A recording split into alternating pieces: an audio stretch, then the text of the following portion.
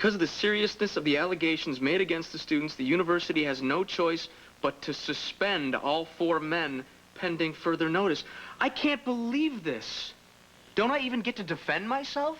That's what we are going to find out. This is like I'm already guilty. We haven't even started the trial yet. Darling, listen. This is not over by any stretch of the imagination. You and I are going to see President Thames this morning. Excuse me.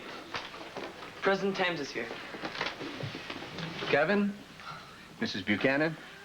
Dr. Thames, I take it your secretary told you I called earlier. Yes, she did, and I thought it only right that I come by Llanview personally to explain the university's position.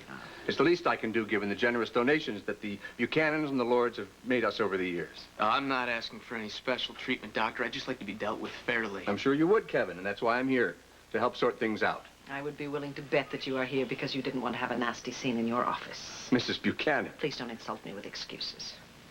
Let's just get to the point, shall we? What's been done to my son Kevin and to the other boys is a disgrace, and the administration of the university should be ashamed of themselves. These boys were suspended without any kind of a formal hearing. Given the circumstances, the trustees felt that quick and decisive action was necessary. I don't particularly care what the trustees felt. What about my son? What about the other boys? The suspension is only temporary. But that is hardly the point. Don't you see what you've done?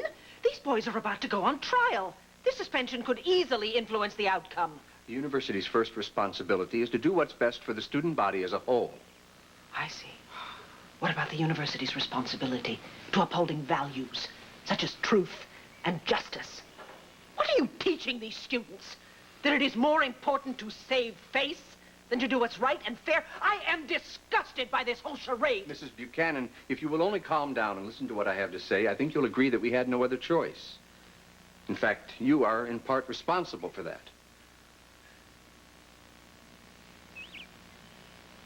The media has focused a great deal of unwanted attention on the university. Everywhere you turn, in the newspapers, on television, there's a story about our allegedly flimsy policy regarding alcohol on campus, our out-of-control fraternity system, our poor track record regarding the investigation of sexual misconduct. We've even been accused of covering up charges of date rape. Everyone wants to know why Kappa Alpha Delta was allowed even to have that party, given its recent run-ins with the police. What are you saying? This whole ugly affair has been given great coverage by all of the news media, by the Banner, your own paper. Dr. Thames, we are a newspaper. It is our job to print the news. And as far as I'm concerned, we print it objectively and respectably. Look, I'm not here to point fingers. But all of this media attention is affecting the university's reputation. Students who were planning to come here in the fall are pulling out. We're getting calls from angry, concerned parents. The trustees felt that it was important to show the public that we are taking this situation very seriously. I see. So the real issue for the university is not the students' welfare at all. It's the school's reputation and the loss of tuition payments. Mrs. Buchanan, I understand the pain you must be going through. Really, I do. And Kevin, what can I say except I'm sorry that a fine young man has to be entangled in something like this. Well, I have been suspended for being entangled in something that I am innocent of. If it were up to me, there wouldn't be any suspensions. My personal opinion is that Kevin and the others have been given a very raw deal. Ms. Saybrook herself has been suspended twice in recent history and has a less than ideal relationship to truthfulness. Kevin, on the other hand, is president of his fraternity and one of the top students in our university.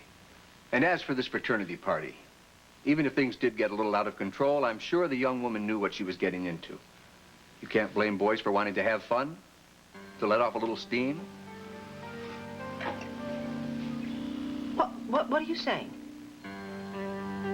That it's possible that Kevin and the others raped Marty, but that it's no big deal and everyone's blowing it all out of proportion? I didn't say that.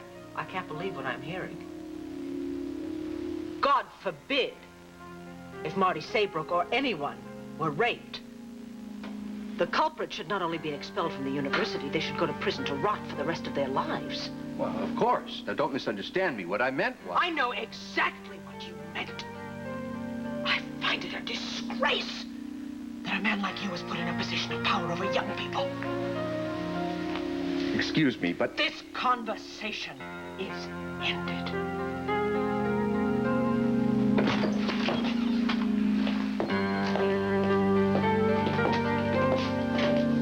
Goodbye, Dr. Thames. You okay, Mom? Well, I heard you all the way out here. I mean, you really told him off. Way to go. Well, I'm terribly sorry you had to overhear that, Joey. Would you please do me a favor and call Nora Gannon and tell her what's happened? I need to speak with Kevin. Alone.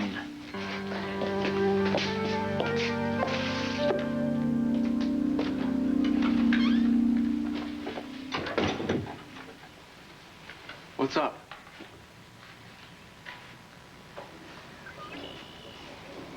Dr. Thames is a man of very low morals. I hope you recognize that. He's a hypocrite. I think you made that quite clear. But as much as I hate to admit it, he was right about one thing. He was. Yes, he was. All this media coverage has added to the problems enormously. And since I okayed the article in today's Banner and all the other articles, I have contributed to the problem.